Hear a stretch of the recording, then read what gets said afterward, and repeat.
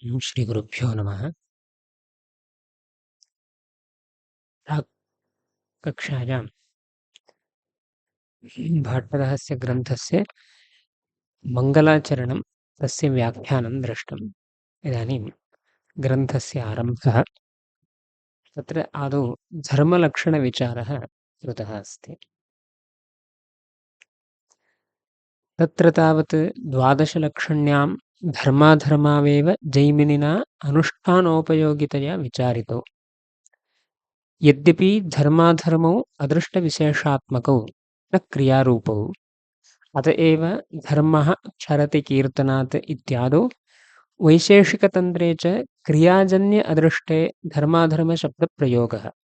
तथापि धर्मस्वनुष्ठितः पुंसाम् इत्यादौ तज्जनकविहितनिषिद्धक्रियायामपि धर्माधर्मशब्दप्रयोगात् तौ इह प्राधान्येन विचार्येते इति रहस्यग्रन्थः अस्ति।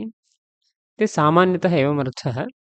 तत्र तावत् द्वादशलक्षण्यां मीमांसायां धर्माधर्मावेव जैमिनिना अनुष्ठान उपयोगितया विचारितो। द्वादशलक्षण्यां धर्माधर्मयोः विशेषतः विचारः कृतः अस्ति जैमिनिना। तदपि कथम् इति चेत् अनुष्ठानोपयोगितया, अनुष्ठानपर्यवसायी विचारः अस्ति। तत्र धर्माधर्मशब्दस्य कः अर्थः इत्यग्रे विचारितः। यद्यपि धर्माधर्मौ अदृष्टविशेषात्मकौ न क्रियारूपौ।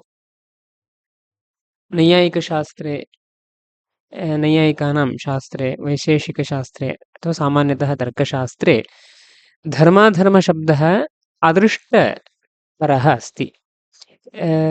क्रियाजन्यम् अपूर्वं, विहितक्रियाजन्यम् अपूर्वं, निषिद्धक्रियाजन्यम् अपूर्वं धर्माधर्मशब्देन उच्यते इति स्थितिः अस्ति। यागः धर्मः इत्यादि व्यवहारः परमते नास्ति, अतः न क्रियारूपौ। अतएव धर्मः क्षरति कीर्तनात् इत्यादौ वैशेषिकतन्त्रे च क्रियाजन्य अदृष्टे धर्माधर्मशब्दप्रयोगः अस्ति। धर्मः क्षरति कीर्तनादिति तत्र श्रूयमाणः धर्मशब्दः यागपरः इति वक्तुं न शक्यते, क्रियापरः इति वक्तुं न शक्यते। क्रियानुष्ठानं पूर्वमेव कृतमस्ति। अनुष्ठितस्य यागस्य, अनुष्ठितायाः क्रियायाः सङ्कीर्तनं पुरुषः करोति मया एवमेवम् अनुष्ठितमिति। तत्काले धर्मः क्षरति इत्येवमस्ति। तर्हि क्रियायाः क्षरणं भवति, नाशः भवति इत्यादि वक्तुं न शक्यते। क्रिया पूर्वमेव नष्टा अस्ति। अतः अत्र धर्मशब्देन अपूर्वमेव विवक्षितम् इति वक्तव्यम्। अतः अस्मिन् श्लोके धर्मशब्देन अपूर्वस्यैव विवक्षा अस्ति। एवञ्च वैशेषिकतन्त्रे च क्रियाजन्य अदृष्टे धर्माधर्मशब्दप्रयोगः स्पष्टः एव अस्ति। तथापि यद्यपि एवं शास्त्रान्तरे स्मृतौ च धर्मशब्दप्रयोगः अदृष्टपरः दृष्टः, तथापि धर्मः स्वनुष्ठितः पुंसाम् इत्यादौ तज्जनकविहितनिषिद्धक्रियायामपि धर्माधर्मशब्दप्रयोगः दृश्यते। भागवते अयं श्लोकः अस्ति, धर्मस्वनुष्ठितः पुंसाम्, समीचीनतया अनुष्ठितः धर्मः इत्येवं। तत्र अनुष्ठितः इति इत्यनेन क्रियायाः एव ग्रहणं कर्तुं शक्यते। क्रियाजन्य अपूर्वस्य अनुष्ठितः इति इत्यनेन कथनं कर्तुं न शक्यते इत्यभिप्रायेण अत्रत्यः धर्मशब्दः यागादिपरः इत्येवं वक्तुं शक्यते। अतः तज्जनकविहितनिषिद्धक्रियायामपि, तज्जनकम् इत्यनेन अपूर्वजनक इत्यर्थः। तच्छब्देन अपूर्वं ग्राह्यम्, अदृष्टं ग्राह्यं। तादृश अदृष्टजनकं यत् विहितं वा निषिद्धं वा इति किञ्चित् वर्तते, विहिता निषिद्धा वा क्रियाया वर्तते, तत्रापि धर्माधर्मशब्दप्रयोगः दृष्टः। उभयथापि धर्माधर्मशब्दप्रयोगः वर्तते।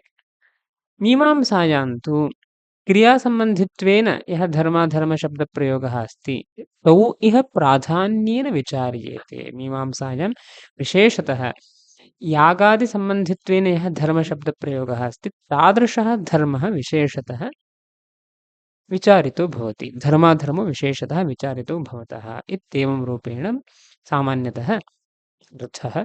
इदानीं खण्डदेवभावप्रकाशव्याख्यानुसारेण अयं ग्रन्थः विशेषतः अवलोकनीयः।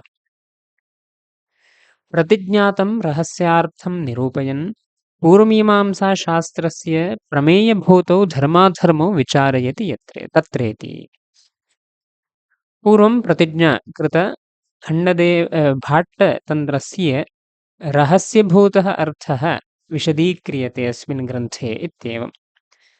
प्रतिज्ञातं रहस्यार्थं निरूपयन् इदानीं तस्य निरूपणम् आरब्धुकामः अस्ति ग्रन्थकारः। तत्र पूर्वमीमांसाशास्त्रस्य प्रमेयभूतौ धर्माधर्मौ, अस्य शास्त्रस्य मुख्यविषयीभूतौ वर्तेते धर्माधर्मौ। प्रमेयभूतौ धर्माधर्मौ प्रथमतः विचारयति तत्रेति। तत्र इति शब्दस्य कः अर्थः इति उच्यते प्रतिज्ञात अर्थसम्बन्धिन्यामित्यर्थः। प्रतिज्ञातः यः अर्थः तादृश अर्थसम्बन्धिन्यां मीमांसायामित्येवं रूपेण तत्र इति शब्दस्य अर्थः। तावत् इति निपातः वाक्यालङ्कारे तत्र तावत् इत्यस्ति। तत्र शब्दस्य मीमांसायां प्रतिज्ञाविषयीभूतमीमांसायामित्यर्थः। तावदिति शब्दस्य कः अर्थः इत्युच्यते तावदिति निपातः वाक्यालङ्कारे। अत्र विशेषतः कश्चन अर्थः नास्ति। तत् शोभनार्थं तथा प्रयोगः कृतः वाक्यालङ्कारे। तथा लिख्यते चेत् पङ्क्तिः ईशते सुन्दरतया भासते इत्येवम्। अतः वाक्यालङ्कारे तावदिति निपातः अस्ति। अग्रे द्वादशलक्षण्यामित्यस्ति। द्वादशलक्षण्यामिति मीमांसाशास्त्रे लक्षणाशब्दः प्रमाणाध्याययोर्दृष्टः। अत्र 12 लक्षणानां समाहारः द्वादशलक्षणी इत्येवमुच्यते। लक्षणशब्दस्य कः अर्थः इति प्रथमतः विचार्यते। मीमांसाशास्त्रे लक्षणशब्दः प्रमाण अध्याययोर्दृष्टः अस्ति।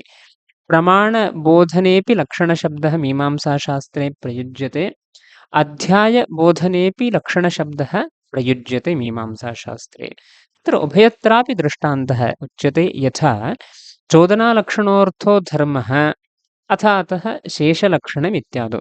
चोदनालक्षणोऽर्थो धर्मः इत्यस्मिन् स्थले लक्षणशब्दः यः तत्र प्रयुक्तः अस्ति सः लक्षणशब्दः प्रमाणपरत्वेन अस्ति। चोदना एव प्रमाणम् इत्येवम् अर्थः। चोदना प्रमाणं यस्य अर्थस्य इत्येवं बहुव्रीहिः सः चोदनालक्षणः। तादृशः चोदनाप्रमाणकः अर्थः धर्मः। धर्मो नाम कः? चोदनाप्रमाणकः अर्थः इत्येवम् अत्र लक्षणशब्दः प्रमाणपरत्वेन दृष्टः अस्ति। इदं जैमिनीयं द्वितीयं सूत्रमस्ति। अत्र लक्षणशब्दः प्रमाणपरत्वेन दृष्टः। इतोपि एकं सूत्रमस्ति अथातशेषलक्षणं। तृतीयाध्याये प्रथमं सूत्रम् अथातशेषलक्षणम् इत्येवम्। अस्मिन् तावत् लक्षणशब्दः अध्यायपरत्वेन दृष्टः। अथातः इतः ऊर्ध्वं शेषलक्षणं शेषाध्यायः भवति इत्येवं रूपेण अत्र लक्षणशब्दः अध्यायपरत्वेन दृष्टः। आहत्य मीमांसाशास्त्रे लक्षणशब्दः प्रमाणपरत्वेनापि दृष्टः, अध्यायपरत्वेनापि दृष्टः अस्ति। तर्हि इदानीं प्रकृते द्वादशलक्षण्यामित्यत्र विद्यमानः यः लक्षणशब्दः सः किं प्रमाणपरो वा अध्यायपरो वा इति जिज्ञासायामुच्यते। प्रकृते अध्यायपरः अस्ति। द्वादशलक्षण्यामित्यत्र लक्षणशब्दः अध्यायपरः। द्वादशानां लक्षणानाम् अध्यायानां समाहारः इत्येवं तत्र विग्रहः।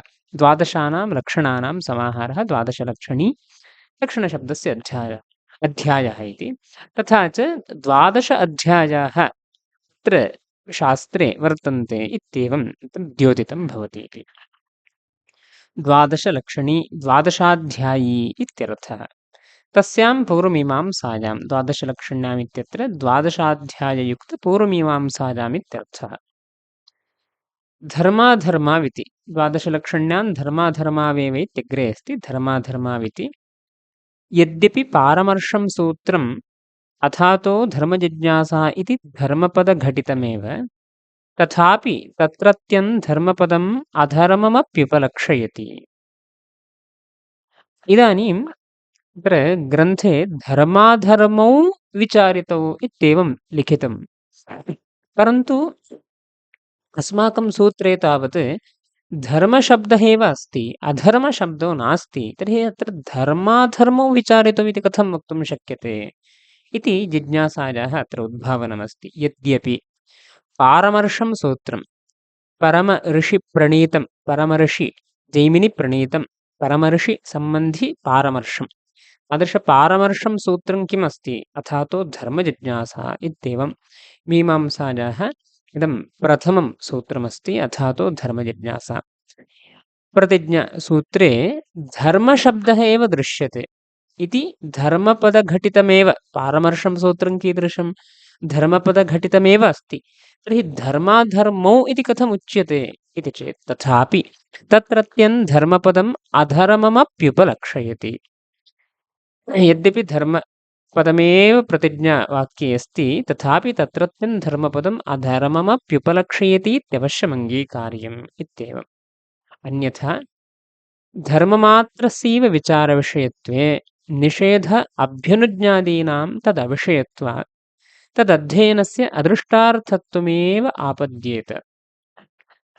यदि धर्मशब्दश्रुतः अस्ति इति कृत्वा धर्मस्यैव अत्र विचारः क्रियते, अधर्मस्य विचारः न क्रियते इति यदि उच्यते, अन्यथा धर्ममात्रस्यैव विचारविषयत्वे, मीमांसाशास्त्रे धर्ममात्रं विचार्यते इति यदि उच्यते, तर्हि निषेध अभ्यनुज्ञादीनां तदविषयत्वात् निषेधवाक्यानि यानि वर्तन्ते, बर्हिषि रजतं न देयम् इत्येवं रीत्या निषेधवाक्यानि, अभ्यनुज्ञाविधयः वर्तन्ते, केचन विवाहे अनृतं वदेदित्यभ्यनुज्ञाविधिः अस्ति, क्रीतराजको भोज्यान्नः इत्येवम् अभ्यनुज्ञाविधिरस्ति। एवं रीत्या अभ्यनुज्ञाविधीनां तदविषयत्वात्, यतोहि अभ्यनुज्ञाविधिविषयीभूतस्य धर्मत्वं न भवति इत्येवमपि तत्र विशेषतः विचारः क्रियते अग्रे। अतः तदविषयत्वात् धर्मविषयत्वं नास्ति, विषयकत्वं नास्ति। अतः तदध्ययनस्य अदृष्टार्थत्वमेव आपद्येत। तदध्ययनस्य, निषेधाध्ययनस्य, अभ्युनुज्ञाविध्यध्ययनस्य अदृष्टार्थत्वमेव आपद्येते। यतोहि अत्र विचारः न क्रियते, दृष्टार्थानाम् अत्र विचारः क्रियते, अदृष्टार्थानां न क्रियते, धर्मसम्बन्धित्वेनैव विचारः क्रियते, एतेषां तु धर्मविषयकत्वं नास्ति इत्येवम् अदृष्टार्थत्वम् आपद्येत इत्येवम्। उभयोरपि विचारविषयत्वे तु विधिसन्निहित अर्थवादादीनां विध्येकवाक्यतया धर्मविचारोपयोगसम्भवेन तदध्ययनस्य दृष्टार्थत्वमिव निषेधाद्यध्ययनस्यापि दृष्टार्थत्वं सेत्स्यति।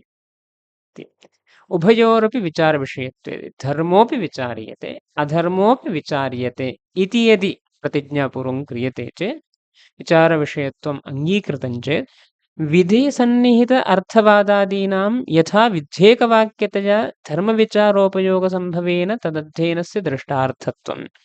विधिसन्निहितः अर्थवादः, अर्थवादेन स्तुतिः लक्ष्यते इत्युच्यते। साक्षात् धर्मप्रतिपादकत्वम् अर्थवादस्य सर्वत्र न भवति। अतः विधिसन्निहित अर्थवादादीनां कथं धर्मपरत्वम् इति चेत् विध्येकवाक्यतया धर्मविचार उपयोगसम्भवेन तदध्ययनस्य दृष्टार्थत्वं यथा व्यवस्थाप्यते। विध्येकवाक्यतया नाम विधिना सह एकवाक्यता स्वीक्रियते, मिलित्वा एकः महाशाब्दबोधो भवति। तादृशमहाशाब्दबोधसम्बन्धित्वेन महद्वाक्यमेकं कल्प्यते। तादृशकल्पनपूर्वकतया धर्मविचार उपयोगसम्भवेन अर्थवादादीनामपि धर्मविचारे उपयोगः अस्ति महाशाब्दबोध जनकत्वेन। अतः तदध्ययनस्य दृष्टार्थत्वं स्वीक्रियते। अर्थवादाद्यध्ययनस्य दृष्टार्थत्वं यथा स्वीक्रियते इव निषेधाद्यध्ययनस्यापि दृष्टार्थत्वं सेत्स्यते। निषेधवाक्यस्य अधर्मबोधकत्वमस्ति। अधर्मः प्रकृते इदानीं प्रकृतशास्त्रे विचारविषयः वर्तते। तादृशविचारविषयीभूत अधर्मबोधकत्वेन अधर्मादि निषेधादिवाक्यानाम् अपि दृष्टार्थत्वम् अङ्गीकर्तुं शक्यते इत्येवम्। अत एव षष्ठाद्यध्यायेषु नकलञ्जं भक्षेत् इत्यादि निषेधवाक्यार्थविचारोऽपि सङ्गच्छते। षष्ठाध्याये विशेषतः नकलञ्जं भक्षेदिति निषेधवाक्यार्थविचारः कृतः। यदि अत्र धर्मस्यैव विशेषतः विचारः क्रियते इति यदि उच्यते तर्हि नकलञ्जं भक्षेदिति निषेधस्य अध्याये विचारः व्यर्थः आपद्येत। यतोहि अत्र कलञ्जभक्षणस्य निषेधः विषयः, कलञ्जभक्षणम् अधर्मः, तर्हि अधर्मस्य विचारः कृतः भवति शास्त्रे। धर्मविचारः यत्र कर्तव्यः आसीत् तत्र अधर्मस्य विचारः कृतो भवति। यदि अधर्मोऽपि तत्र विचारविषयः तर्हि न कलञ्जं भक्षेदित्यस्य वाक्यस्य यः विचारः षष्ठाध्याये कृतः सः सङ्गच्छते इत्येवम्। शास्त्रदीपिकायां पार्थसारथिमिश्राः धर्मग्रहणञ्च उपलक्षणार्थम् अधर्मस्यापि हानाय जिज्ञास्यत्वात् अकारप्रश्लेषेण वा सूत्रम् अधर्मजिज्ञासायामपि व्याख्येयम् इत्याहुः। तत्र द्वितीयपक्षः एव मिश्राणां सम्मतः इति प्रभावलीग्रन्थतः अवगम्यते। तत्र शास्त्रदीपिकायां पार्थसारथिमिश्राः स्पष्टतया एवम् उक्तवन्तः यत् धर्मग्रहणञ्च उपलक्षणार्थं, धर्मग्रहणम् अधर्मस्याप्युपलक्षणार्थं भवति इत्येव। किमर्थम्? अधर्मस्यापि हानाय जिज्ञास्यत्वात्। अधर्मस्यापि जिज्ञासा युक्ता। किमर्थं? हानाय, त्यागार्थम् इत्येवमर्थः। अधर्मस्त्यक्तव्यः, धर्मः स्वीकार्यः, स्वीकार्यत्वाद् यथा धर्मः विचार्यते अधर्मः त्यक्तव्यः। तस्मात् अधर्मस्यापि हानाय जिज्ञासाविषयत्वं युज्यते इत्येवं तैः उक्तम्।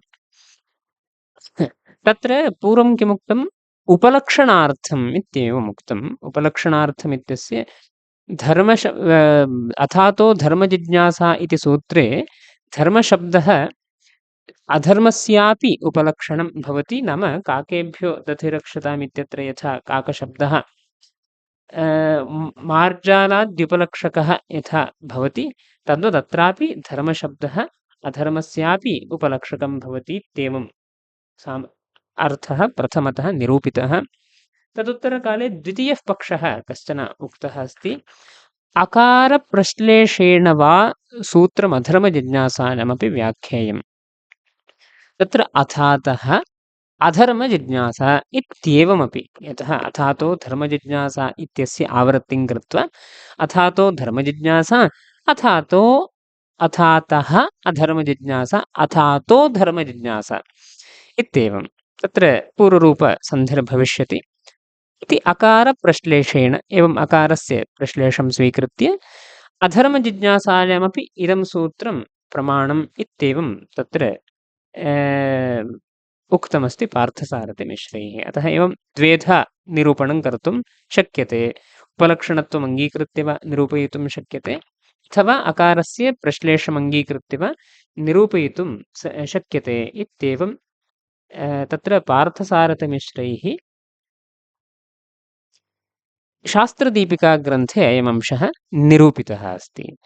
तत्र द्वितीयपक्षः एव मिश्राणां सम्मतः इति प्रभावलीग्रन्थतः अवगम्यते। द्वितीयपक्षः अस्ति अकारप्रश्लेषेण इत्येवम्। प्रश्लेषसम्बन्धित्वेन यथा अत्र निरूपणं कृतमस्ति, सूत्र अधर्मजिज्ञासायामपि व्याख्येयमिति यः द्वितीयपक्षः उक्तः सः मिश्राणां सम्मतः इति प्रभावलीग्रन्थतः अवगम्यते। प्रभावलीग्रन्थानुरोधेन अयमेव मिश्राणां सम्मतः पक्षः इत्येवम् अवगन्तुं शक्यते इत्येवं तत्र निरूपितमस्ति। आहत्य अत्र अधर्मस्यापि विचारविषयत्वं युज्यते इत्यंशः द्योतितो भवति। तत्र पुनः मूले तत्र तावत् द्वादशलक्षण्यां धर्माधर्मावेव इति एव शब्दपाठो दृश्यते। तत्र तावत् द्वादशलक्षण्यां धर्माधर्मावेव इति एव शब्दः अत्र अस्ति। तदेव अत्र उच्यते। एव शब्दपाठः दृश्यते, परन्तु एव शब्दरहितः पाठः इति प्रभावलीतः प्रतीयते। तत्र हि एतदभिप्रायेणैव तत्र द्वादशलक्षण्यान् धर्माधर्मौ विचारितौ इत्युक्तं पूज्यपादैः भाट्टरहस्ये इत्युक्तम्। प्रभावल्याम् एवं ग्रन्थः अस्ति, तत्र द्वादशलक्षण्यान् धर्माधर्मौ विचारितौ इत्युक्तं पूज्यपादैः भाट्टरहस्ये इति प्रभावलीकारैः एवं तत्र लिखितमस्ति। एतद् तत्र धर्माधर्मौ विचारतौ इत्यत्र एव शब्दः प्रभावलीकारैः अत्र न लिखितः। अतः प्रभावल्यनुरोधेन अत्र एव शब्दः नास्ति इति भाति। परन्तु अत्र मूले एव शब्दः अन्यत्र दृश्यते, हस्तलिखितादिषु ग्रन्थेषु एव शब्दः दृश्यते इत्येवं पाठभेदः इति चिन्तयितुं शक्यते। एव शब्दपाठः यद्यपि मूले दृश्यते, परन्तु एव शब्दरहितः पाठः इति प्रभावलीतः प्रतीयते। तत्र एवं लिखितमस्ति, द्वादशलक्षण्यान् धर्माधर्मौ विचारितौ इत्युक्तं पूज्यपादैर्भाट्टरहस्ये इति एव शब्दः अत्र न लिखितः त्यक्तः अस्ति इत्येवम् अनुरोधेन। अस्तु, अनुष्ठान उपयोगितया इति अनुष्ठानोपयोगितयेति अनुष्ठान उपयोगिविचारः इति भावः। अनुष्ठानोपयोगिविचारः अत्र क्रियते। धर्माधर्मयोः अनुष्ठानपर्यवसायी यः विचारः सः अत्र क्रियमाणः अस्ति इत्येवम्। अतः अनुष्ठानोपयोगिविचारः अत्र क्रियते। विचारितौ इति प्रथमाध्याये धर्मप्रमाणं, द्वितीये धर्माणां परस्परं भेदः, तृतीये किं कर्म कस्य कर्मणः अङ्गम् इत्यङ्गाङ्गीभावः, चतुर्थे किं स्वतन्त्रफलसाधनं किं वा कर्मसमृद्ध्यर्थम् इत्यादि कृत्वर्थपुरुषार्थविचारः, पञ्चमे कस्य कर्मणः अनन्तरं किम् इत्यादि धर्मगतक्रमविशेषविचारः, षष्ठे कस्मिन् धर्मे कः अधिकारी को वा अनधिकारी इत्याद्यधिकारिविचारः, सप्तमे धर्मस्य प्रकृतिगतस्य विकृतौ अतिदेशः सामान्यतः, अष्टमे स एव विशेषतः, नवमे ऊहः, दशमे बाधः, एकादशे तन्त्रं, द्वादशे प्रसङ्गः इत्येवं सर्वेष्वप्यध्यायेषु धर्मकथा एव विद्यते। इदानीं धर्माधर्मौ अनुष्ठानोपयोगितया विचारितौ इत्युक्तम्। द्वादशसु अध्यायेषु कथं धर्माधर्मयोः विचारः कृतः इति इदानीं निरूप्यते। विचारितौ इति कथं विचारः कृतः।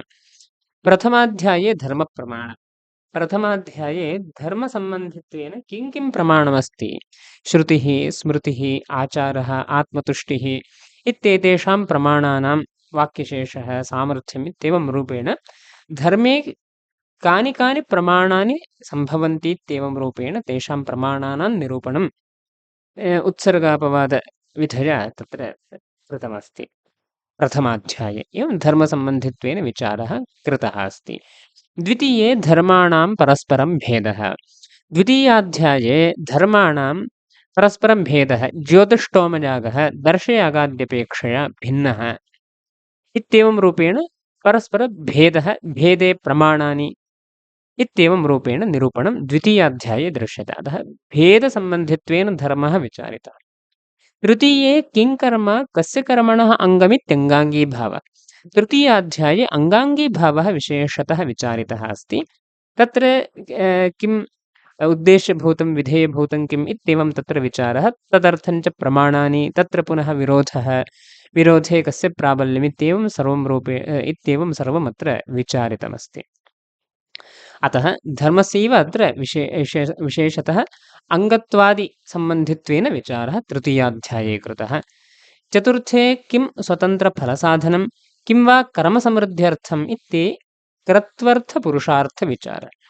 कः धर्मः स्वतन्त्रफलसाधनम् अस्ति इति कृत्वा पुरुषार्थः, किं वा कर्मसमृद्ध्यर्थं किं कर्म कर्मसमृद्ध्यर्थं भूत्वा कृत्वर्थत्वेन व्यवहर्तुं शक्यते इत्येवं रूपेण धर्मस्यैव कृत्वर्थत्वेन पुरुषार्थत्वेन विचारः चतुर्थाध्याये कृतः। पञ्चमे कस्य कर्मणः अनन्तरं किमित्यादि धर्मगतक्रमविशेषविचारः। पञ्चमाध्याये धर्मः क्रमिकतया नाम कस्य धर्मस्य अनन्तरं कस्य धर्मस्य अनुष्ठानं कर्तव्यमित्येवं धर्मः एव क्रमसम्बन्धित्वेन विचारितः। षष्ठे कस्मिन् धर्मे कः अधिकारी को वा अनधिकारी इत्यधिकारी विचारः। अत्रापि अधिकारिसम्बन्धित्वेन धर्मः विचारितः। कस्मिन् कर्मणि कस्य कस्य अधिकारः वक्तुं शक्यते इत्येवम्। सप्तमे धर्मस्य प्रकृतिगतस्य विकृतो अतिदेशः सामान्यतः। प्रकृतौ विद्यमानानां धर्माणां विकृतौ अतिदेशः सामान्यतः अतिदेशः सप्तमाध्याये उच्यते। अष्टमे स एव विशेषतः। अष्टमाध्याये अतिदेशः एव विशेषतः विचार्यते इत्येवं सप्तमाध्याय अष्टमाध्याययोः धर्मः अतिदेशसम्बन्धित्वेन विचारितः। नवमे ऊहः धर्मस्य कथम् ऊहः भवति इत्येवम् ऊहसम्बन्धित्वेन नवमे विचारः। दशमे बाधः धर्मस्य बाधसम्बन्धित्वेन विचारः। कः धर्मः को बाधितो भवति तत्र प्रमाणानि इत्येवं रूपेण दशमाध्याये विचारः। एकादशे तन्त्रं कदा अनेकेषां धर्माणां युगपत् सकृदनुष्ठानं कर्तुं शक्यते इत्येवं रूपेण तन्त्रसम्बन्धित्वेन विचारः।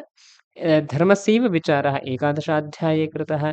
द्वादशे प्रसङ्गः कस्य धर्मस्य को प्रसङ्गो भविष्यति इत्येवं रूपेण धर्मः एव प्रसङ्गरूपेण प्रसङ्गसम्बन्धित्वेन विचारितः अस्ति इत्येवं सर्वेष्वप्यध्यायेषु धर्मकथा एव विद्यते। अतः धर्माधर्मो अत्र धर्मकथा एव इत्यनेन अधर्मस्यापि उपलक्षणमिति पूर्वमेव उक्तम्। इत्येवं रीत्या धर्माधर्मौ सर्वेष्वप्यध्यायेषु विचारितमेव वर्तेते इत्येवम्। जिज्ञासासूत्रेऽपि सा अस्त्येव इति शास्त्रसङ्गतिर्बोध्य। जिज्ञासासूत्रे अथातो धर्मजिज्ञासा इति जिज्ञासा पूर्वम् आगतम्। अथातो धर्मजिज्ञासा इति जिज्ञासासूत्रम्। जिज्ञासासूत्रेऽपि सा अस्त्येव। तत्र जिज्ञासासूत्रेऽपि धर्माधर्मयोः विचारः प्रतिज्ञातः अस्ति। अतः तत्रापि अस्त्येव इति कृत्वा शास्त्रसङ्गतिर्बोध्य। इत्येवं रूपेण सर्वत्र यत् प्रतिज्ञातं स एव अर्थः अत्र निरूप्यते इति शास्त्रसङ्गतिरस्त्येव। एवञ्च अथातो धर्मजिज्ञासा इत्युपक्रम्य अन्वाहार्ये च दर्शनात् इत्यन्तेन ग्रन्थेन निरुक्तरीत्या महर्षिणा विचारितौ।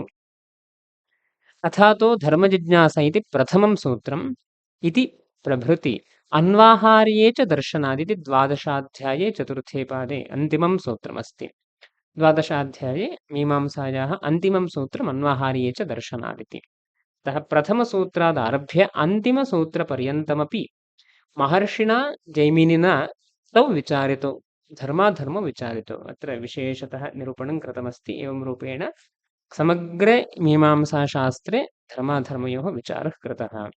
तथा च अधिकरणमालायां श्लोको धर्मो द्वादशलक्षण्यां व्युत्पाद्यस्तत्र लक्षणैः प्रमाणभेदशेषत्वप्रयुक्तिक्रमसंज्ञकाः अधिकारोतिदेशश्च सामान्येन विशेषतः ऊहो बाधश्च तन्त्रञ्च प्रसङ्गश्चोदिताः क्रमात् इति। अत्र द्वादशानाम् अध्यायानां ये विषयाः ते अत्र श्लोकरूपेण सङ्गृहीताः वर्तन्ते। अत्र धर्मो द्वादशलक्षण्यां व्युत्पाद्यस्तत्र लक्षणैः। द्वादशलक्षण्यां मीमांसायां धर्मः व्युत्पाद्यः अस्ति, धर्मः निरूप्यमाणः अस्ति।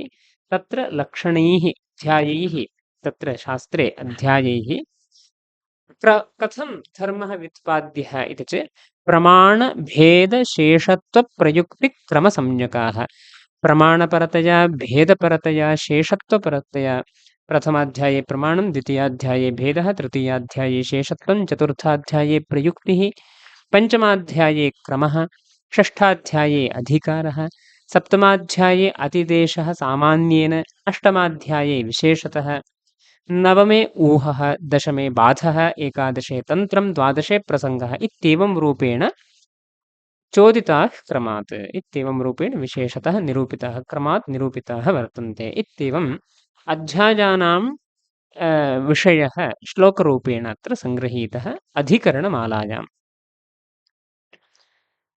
तथा च पूर्वमीमांसायां 12 अध्यायाः षष्टिः पादाः, 95,800 अधिकरणानि, 45,उत्तर-सप्तविंशतिशतानि सूत्राणि च सन्ति। 12 अध्यायाः, 60 पादाः, एतावन्ति अधिकरणानि, एतावन्ति च सूत्राणि च वर्तन्ते इत्येवं मीमांसायाः इयत्त अत्र सूत्रादि इयत्त अधिकरणादि इयत्त अत्र प्रतिपादिता अस्ति।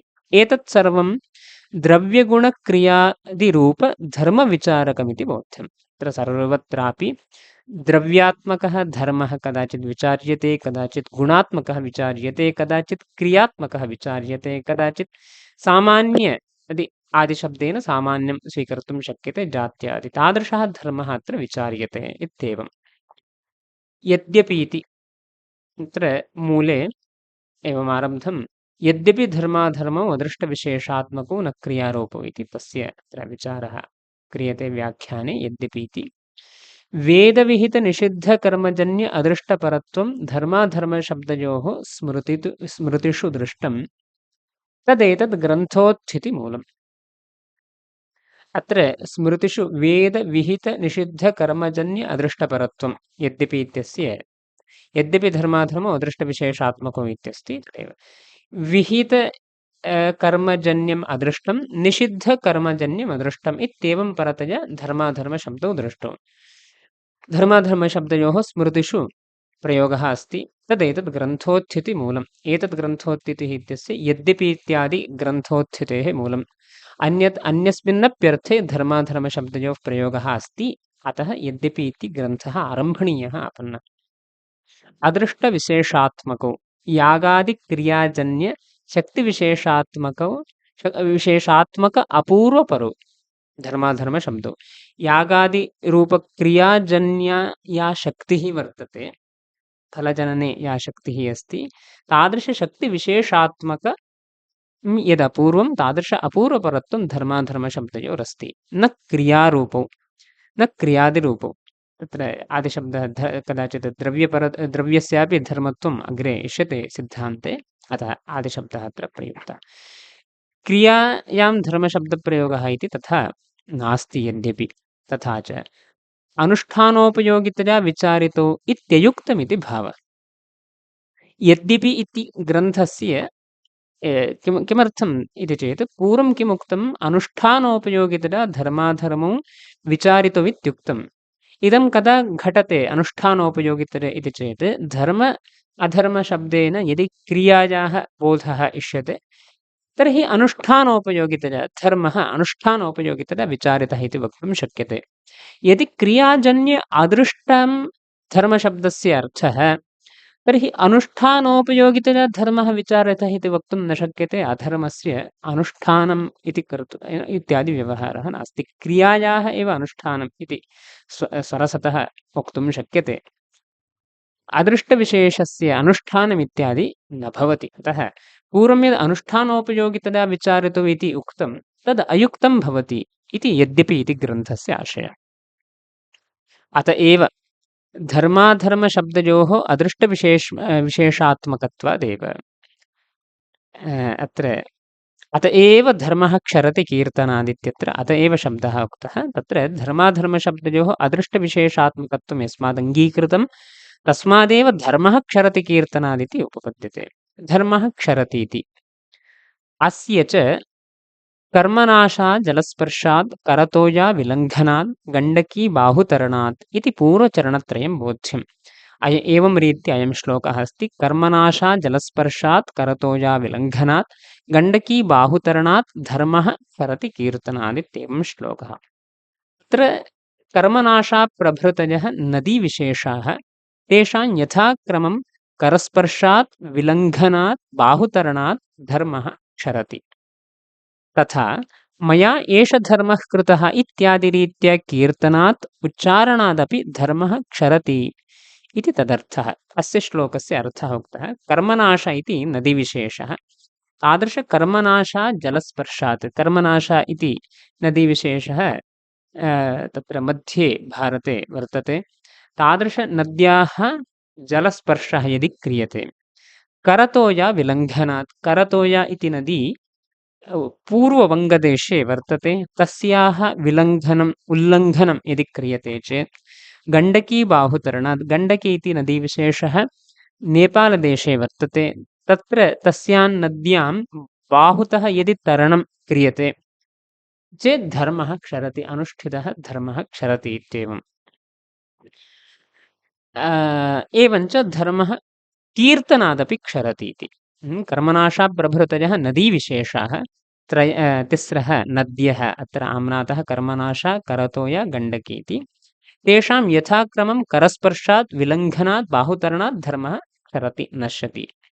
तथा मया एष धर्मः कृतः इत्यादिरीत्या कीर्तनात्, सङ्कीर्तनात्, स्वस्य विशेषतः परेषां पुरतः श्लाघनं क्रियते। मया एवमेवम् अनुष्ठितम् इत्येवं स्वस्य श्लाघनं, स्तुतिः स्वेनैव क्रियते चेत् मया अयं धर्मः अनुष्ठितः इत्येवं रीत्या उच्यते चेत् उच्चारणादपि धर्मः क्षरति, अनुष्ठितं पुण्यं सर्वं गच्छति इत्यभिप्रायः इत्यर्थः। इत्यादौ इत्यादिपदेन प्रायश्चित्तेन नश्यन्ति पापानि सुमहान्त्यपि इत्यादिर्ग्रहणम्। तत्र धर्मः क्षरति कीर्तनात् इत्यादौ इति आदिशब्दप्रयुक्तः। अत्र आदिशब्देन किं ग्राह्यम् इत्येवं निरूप्यते। प्रायश्चित्तेन नश्यन्ति पापानि सुमहान्त्यपि इत्यादिरपि अत्र ग्रहणं कर्तुं शक्यते इत्येवम्। वैशेषिकतन्त्रे इति काणादेत्यर्थः। वैशेषिक शास्त्रं महर्षिकणादप्रणीतमस्ति। तस्मात् कणादप्रणीते वैशेषिकतन्त्रे यदाहुः धर्माधर्मावदृष्टं स्यात् इति अयमर्थः। यागादिव्यापारतया धर्मः नाम अपूर्वं कल्प्यते। अन्यथा यागादीनां चिरविनष्टतया निर्व्यापारतया च कालान्तरभाविस्वर्गजनकत्वं न स्यात् इत्येवम्। तत्र वैशेषिकतन्त्रे एवं विशेषतः विचारः अस्ति। धर्माधर्मौ अदृष्टं स्यात्, धर्माधर्मशब्दस्य अदृष्टमित्यर्थः। किमर्थमेवं तैः तत्र उच्यते इत्यादि निरूपणमस्ति। यागादिव्यापारतया धर्मः कल्प्यते।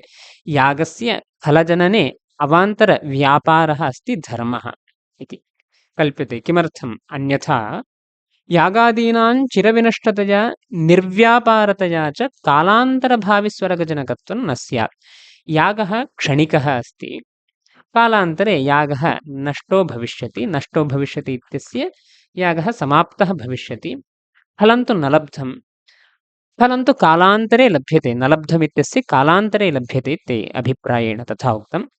कश्चन व्यापारः एव यदि यागस्य नाङ्गीकृतः, कारणीभूतः यागः समाप्तः, नष्टः, व्यापारश्च कश्चन नास्ति इति कृत्वा कालान्तरभावी यत् स्वर्गरूपं फलमस्ति तज्जनकत्वं यागस्य वक्तुं न शक्यते।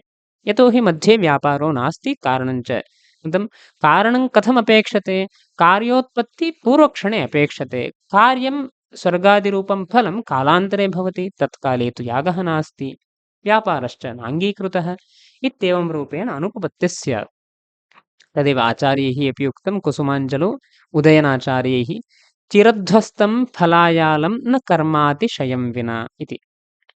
कः अर्थः इति उच्यते। चिरकाले नष्टं कर्म अतिशयम् अपूर्वं विना फलजननाय नालं न समर्थमिति तदर्थः।